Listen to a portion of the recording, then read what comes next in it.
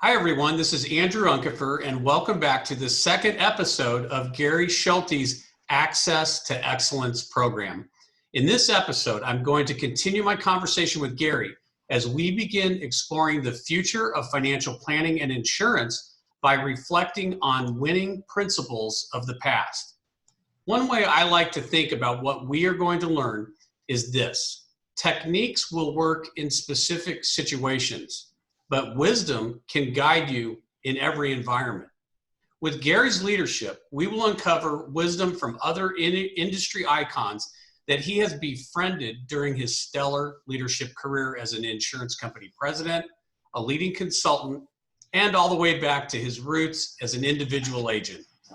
Gary, welcome back to our conversation. Thanks, Andy, and pleasure to be here.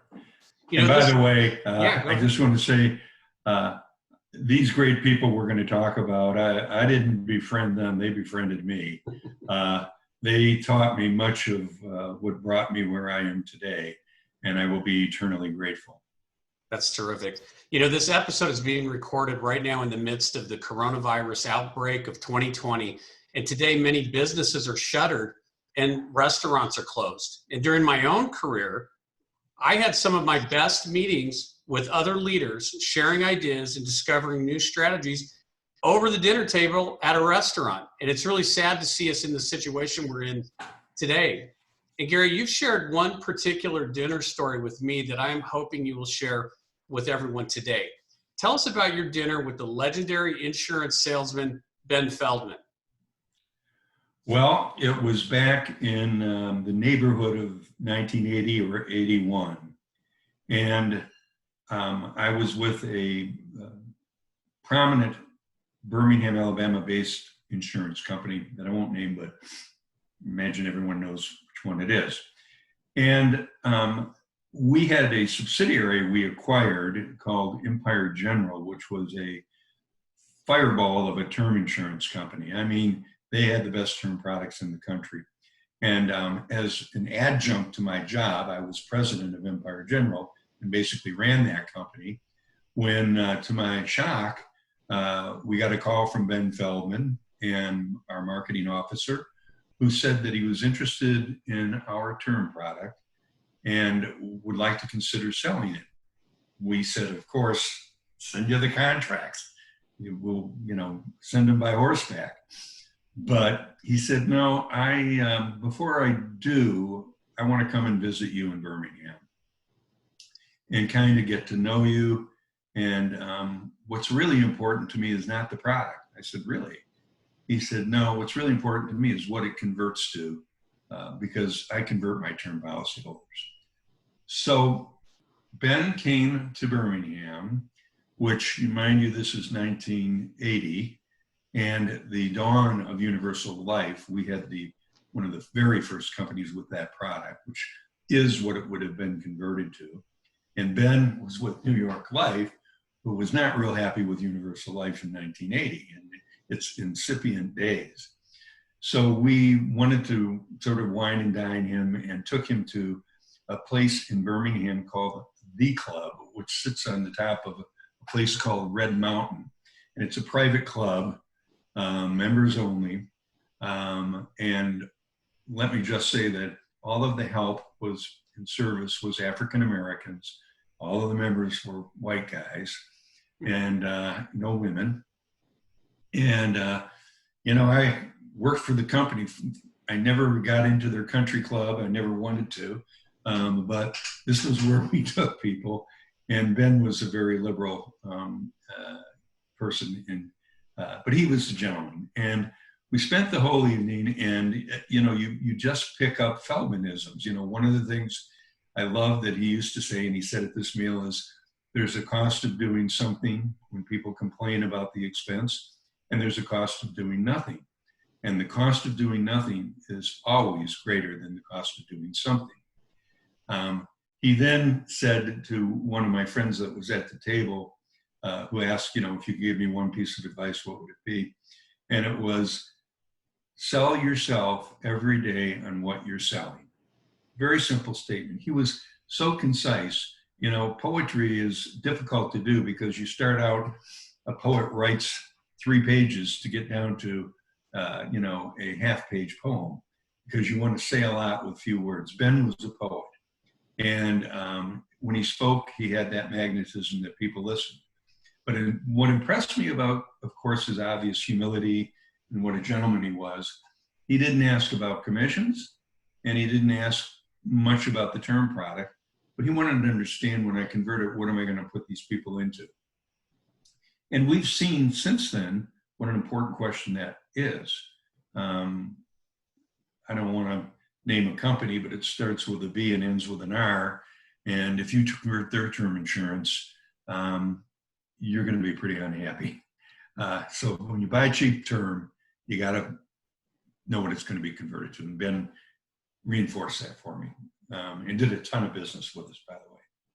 Yeah, really interesting. So his message was, on top of knowing the quality of the people and the quality of the company, was constantly refining your message and committing it not just to memory, but to a full belief system that you are completely engaged in the products that you represent, so that you can express that through to the customer.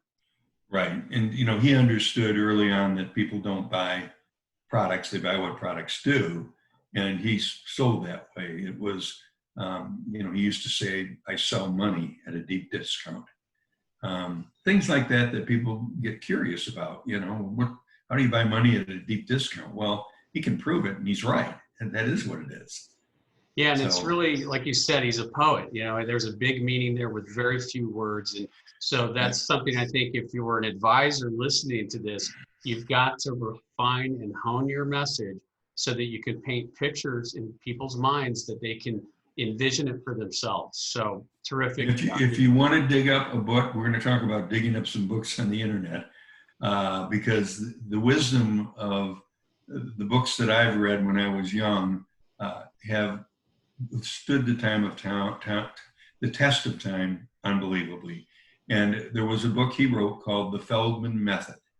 You can probably find it on Amazon for 50 cents. It's worth $1 million, and it is full of his aphorisms, his witticisms, his insights. It's not a long read, as you might imagine, but it is power-packed. He used to say, it is within the words that they don't tell me that I find the answers to my questions. Wow. Very profound. He knew how to read people, in other words. Yeah. That's what we've got to do if we want to succeed. Yeah, tremendous at reading people. Another important relationship that you've talked about with me in the past is your partnership with Tom Wolfe. Tell us about Tom and why he made such an impact on you and your career. Well, he made a huge impact on the industry. Tom was an immigrant, came to America from Germany as a young kid, and spoke only German until he was probably 10 years old, and came in the business with a lot going against him back then. His family was not well off, and he wasn't a particularly handsome guy, let me just say that.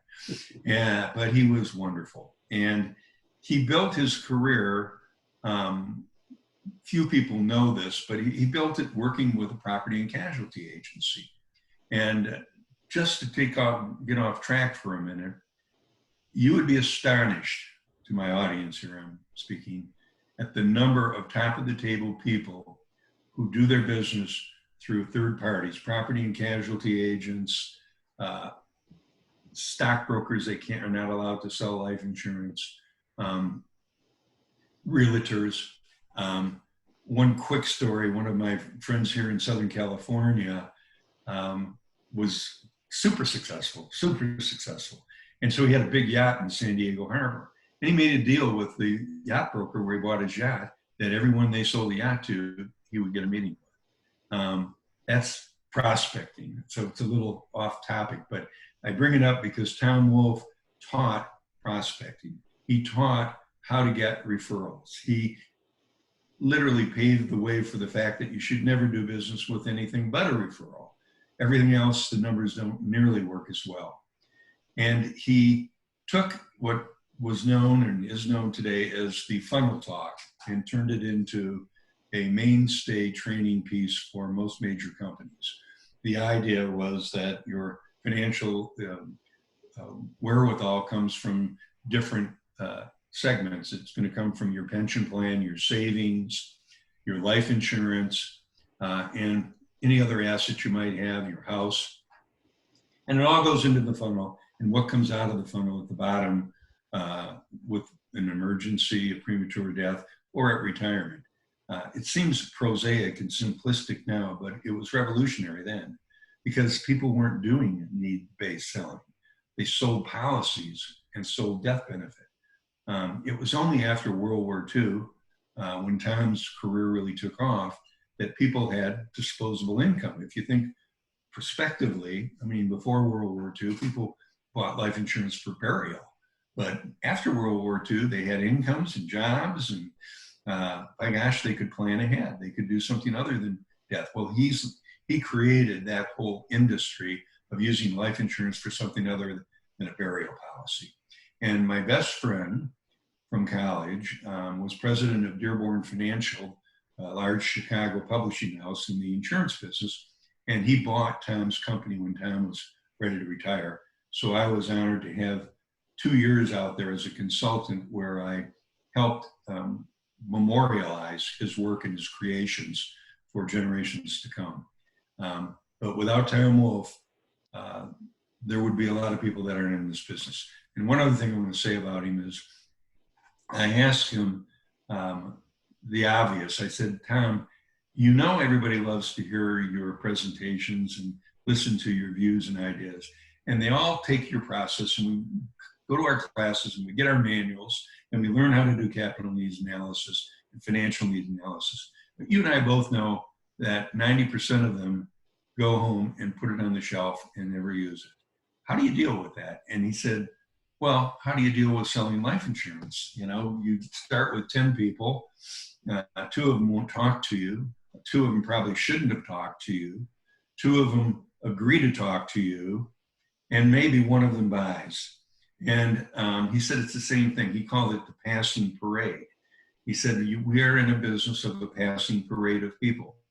And we've got to sustain a positive mental attitude in an environment that's generally negative. I mean, when you're only scoring 1 out of 10, that's negative. And he said, so that's what he teaches. And sure enough, the ones that took what he taught and ran with it became successful. So it's interesting that he was using a series of questions to identify the needs of the customers and identify problems that he could then solve, which you're right, doesn't sound too innovative today. We're all trying to do something along those lines. But when he invented that idea and created a needs-based selling approach, they began solving more problems. The advisors who did this became more successful. But was there any company in particular that took this funnel talk and mastered it within the insurance company to be used by their agents? Yeah, well, he actually created Vernon Publishing, his company, and he sold the licensing rights to the funnel talk to all the major companies at one time or another. New York Life, Prudential, Met.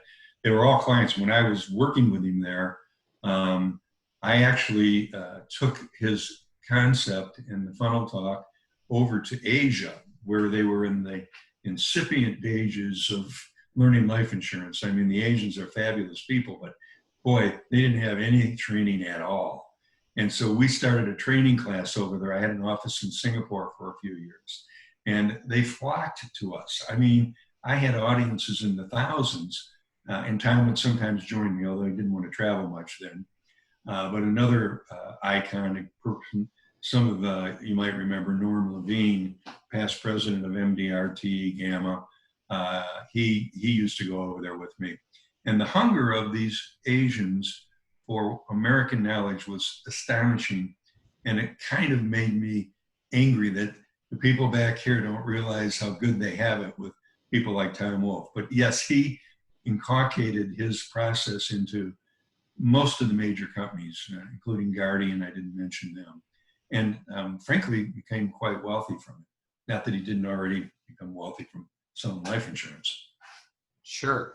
And as you've told me in the past, Connecticut General had a great deal of success utilizing this approach as well. Well, Connecticut General is by far the most creative and innovative and focused company was in the 1950s and 60s. They had the most astonishing training program that still today resonates.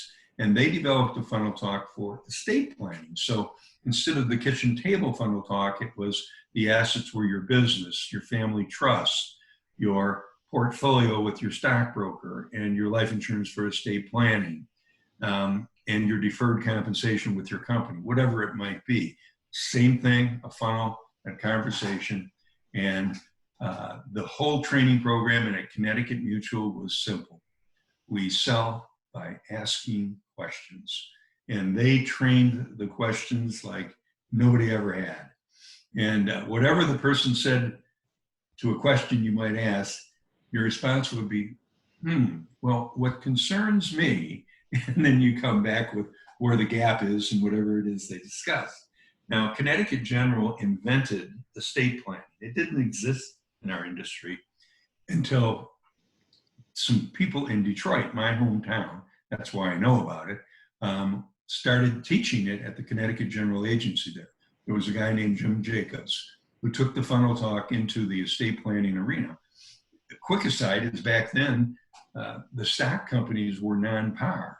So they couldn't really compete with the mutuals because we had one side of the column called cash value. We didn't have the right side of the column with dividends. That's a pretty tough sale.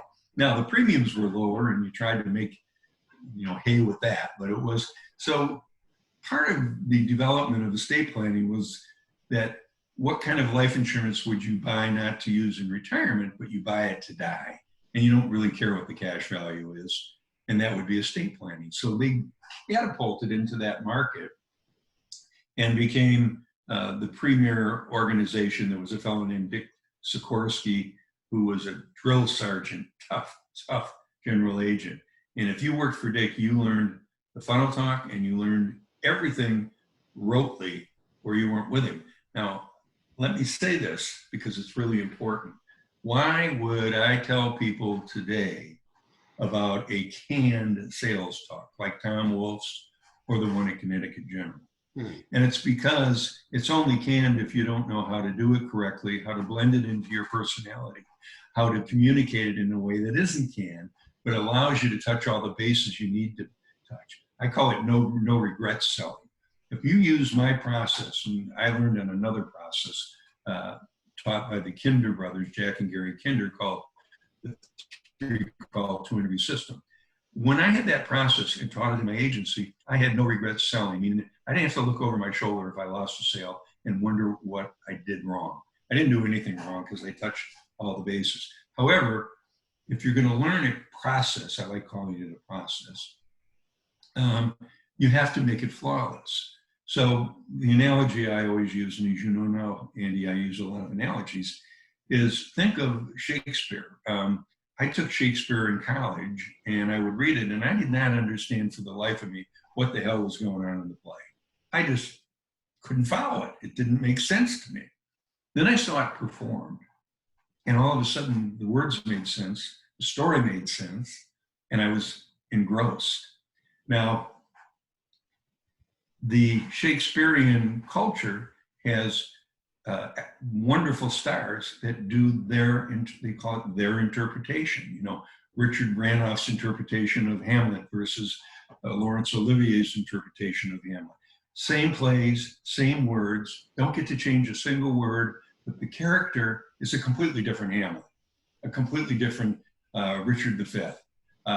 Very, very fascinating that those people can do what it takes to take something that is really stiff, really awkward, the verbiage and the words, and make it smooth as butter. Well, that is what you have to do in a sales process. You do have to make it so it's not canned, but you do have to follow a process. And that's what Tom Wolfe taught us. That's what Ben Feldman taught us. That's what Connecticut General taught us. Yeah. And those who mastered it became great. Yeah, that's a terrific lesson for all of us.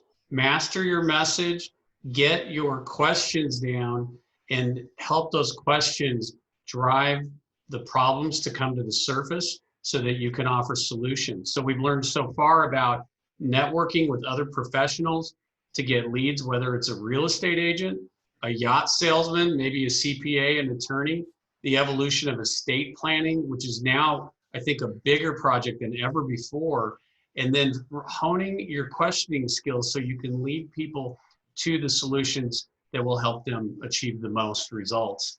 And Gary, agents and financial advisors are also looking for a better way to improve their efficiency and effectiveness in their business practices. Most of us have transitioned into some form of technology use, and I know you're a big believer in using these sorts of systems and CRMs. Tell me about your own experience with the creator of the one card system and what that led to in growing a systematic approach to managing your client contacts. Well, I like, as you know, another analogy, to say that almost everything that we see contemporarily that we think is new and innovative existed before in a different form. For example, the internet, which has changed all of our lives. We can shop on the internet. We all do, especially now that we're shut in. But when Sears and Roebuck went bankrupt last year, I gave a presentation in which I talked about the first internet because Richard Sears worked for the railroad in Chicago. And at the railroad, he saw goods and merchandise coming across the country from the Atlantic to the Pacific. So he decided to invent the first laptop. And that laptop was a Sears catalog. And he sent it out to people on the railroad. It was a little slower than the internet today, but the whole process is the same. He sent things out and people on the farm could buy things and look at things they could never dream of having, just like you can do it now. If you live in, Cut and Shoot, Texas, and you want to get a sophisticated whatever, you can go on the internet and get it because there isn't a Mercedes dealership or whatever in your town. Well, this was the same thing as that. And so technology has been with us a long time. Leveraging it is the secret. And before there was anything of that kind, Al Granum, a legendary general agent with Northwestern Mutual in Chicago, created a simple contact management system that you kept in a little tin box, and you did a 3x5 card on everybody you were referred to. You called them and you took notes and you asked a simple question when they turned you down. No, I'm not interested in talking to you, Andy. I don't need any life insurance. Go away. Then Andy would say, do you have any objection to my keeping in touch with you over time? Because things do have a way of changing. And if they do, I'd like to have you think of me. So would you mind my staying in touch? When might I call you? Another 6 months or whatever. And they almost always agreed to it because they wanted to get rid of you. And then what Granum taught was subtle, and it's not even in his materials, but I had him when I was a kid, a bunch of his presentations.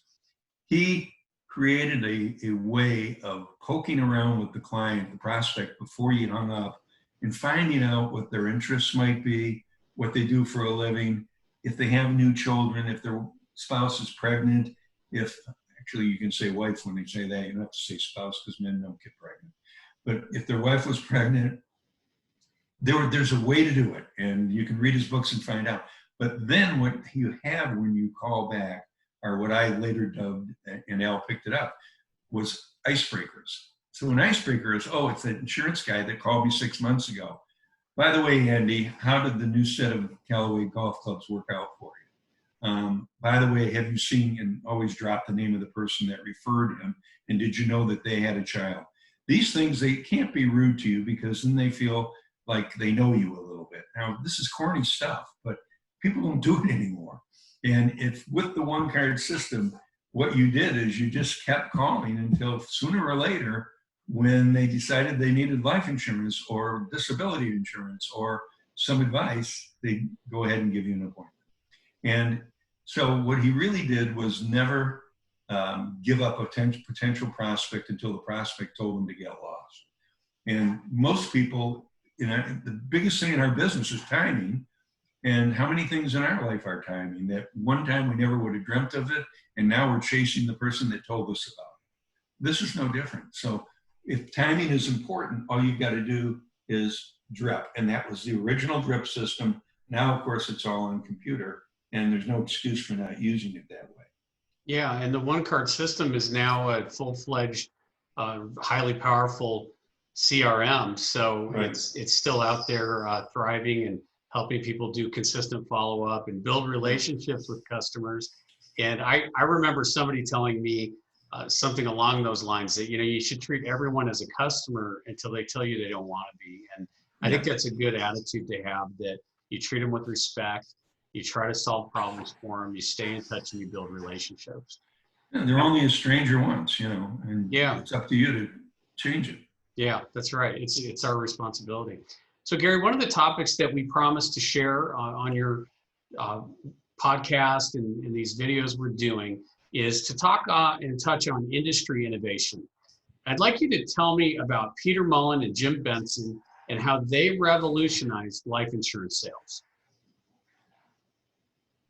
Peter Mullen and Jim Benson were both Pacific Life guys out here in California.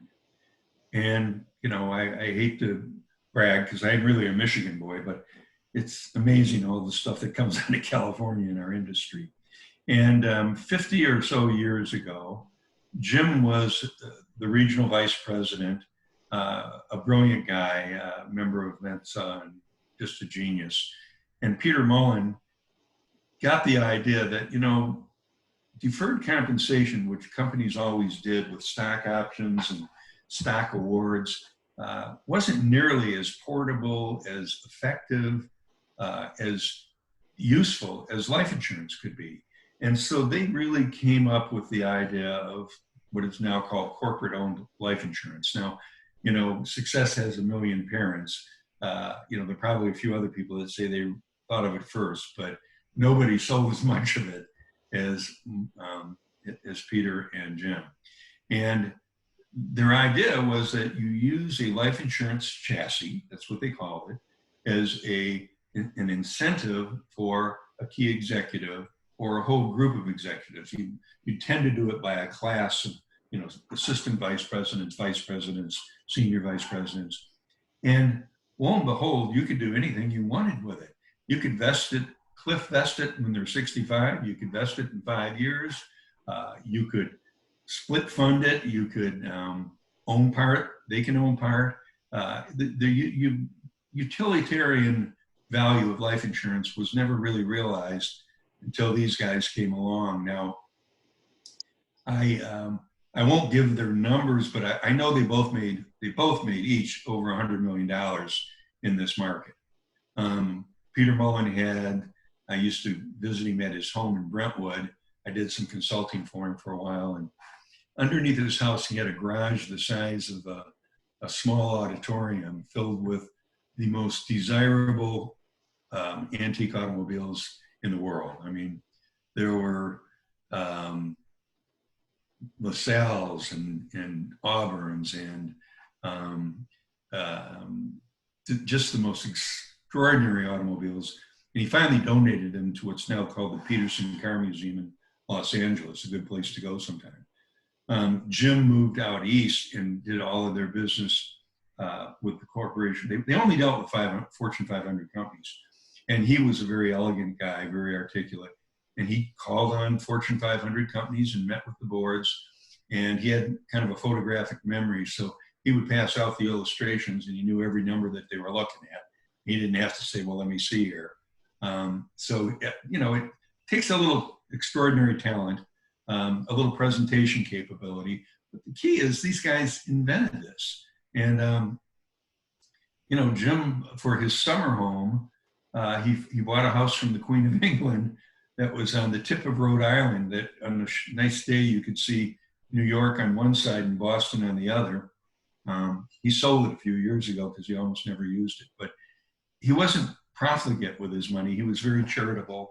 He sponsored a terrific charity on behalf of the actor Superman that had the broken neck. I'm trying, his name's escaping me. Christopher Reeves.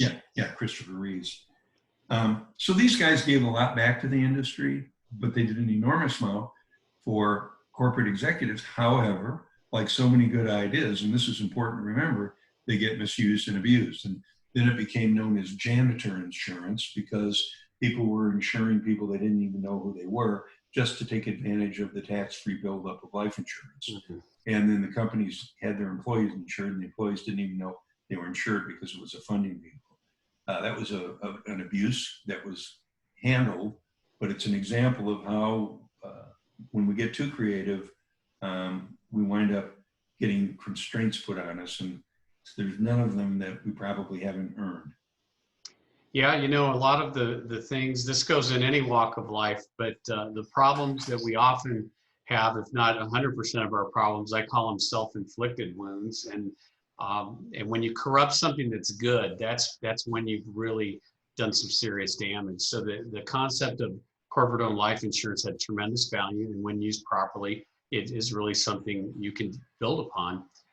Are there any other superstars right now that are contemporaries that are out there making it big, using some of these ideas? Like just now, what I took away from what you were talking about was the need to be fully prepared and to have complete mastery of your subject so that when you are making that big presentation, you can stay on track and be clear-minded. Who's doing that today? Who comes to mind for you? Well, I have a very dear friend. If you heard my phone ring, he was just calling me. And he is a 31 consecutive year member of the top of the table. He's usually qualified by April or May. And his name is Greg Acosta. And I'm going to have him on for one of our interviews because he is the most organized, disciplined person I know in the business. And let's tie this back. He does something that he learned from Ben Feldman. Ben Feldman used to go through every presentation with his wife. I think her name was Elsie. And if she didn't buy, he'd go back and redo the presentation. But she was his toughest prospect. And he never made a sale without going through the whole presentation with his wife. Well, Greg Acosta does the same thing with his staff. He has a dynamite staff. He's in Diamond Bar, California. And he sits down and rehearses word for word. Again, just like Shakespeare, he rehearses every sale and he makes a lot of sales. He never does one that he doesn't rehearse and look for the kinks, look for the objections, and prepare. It's a discipline that I frankly don't have myself. I don't know that I could do that. But he is so devoted to never make a mistake. In other words, it's what I call no regret selling. Greg never has a regret. When he leaves, if he didn't make the sale, which seldom happens, it isn't because of what he didn't do right. So we're going to have a meeting with him sometime soon as part of this series. Another individual who's at the other end of the spectrum in the financial planning arena is Ron Carson. Ron is in Omaha. Year in and year out, he's generally thought of as the #1 financial planner in America. He's an extraordinary person. I've known him for a long time. And he started selling mutual funds out of his college dorm. He was just born to do it. I mean, there wasn't any doubt. And he lives in Omaha with the Oracle of Omaha there. And that's his competition for people making investments. Pretty stiff. Warren Buffett's down the street. And we're going to try and get an interview with him, but he developed, listening to the things we've been talking about, that human touch, contact management, staying in touch with people, knowing what I call the icebreakers, knowing things that they didn't think you knew about them. He developed a system called love affair marketing. And he literally has a love affair with his clients. Not literally, but figuratively. And he does a deep dive. I've been to his office and I've seen him do it. He does a deep dive questionnaire about their preferences. He starts with their needs and wants and desires and hopes and dreams, of course, like we all do. But then he gets into tell me about, your favorite cocktail, your favorite beverage, your favorite tea. What kind of food do you enjoy? And you know where I'm going with this. When they come in for their annual reviews, they get that particular tea from Timbuktu that they enjoy on fine china, and they get the crumpets that they said they enjoyed in London once, and they're blown away. And for Ron, I mean, he tells me, and I believe him, of course, the subject of the portfolio doesn't come up in that much detail. Here's how we're doing. Here's where we're going. Here's how we're going to get there. He's probably having to have some meetings right now to put people's minds at ease. But I remember in the crash of '08, he didn't miss a beat. He didn't lose a client. He told me, look, who would they rather be with than me? Where are they going to go? To Charles Schwab? And that's the essence of what we're talking about. He believed, what Ben Feldman said, sell you to yourself on what you sell every day. He was sold on what he sells. He was sold on himself. He was sold on the business.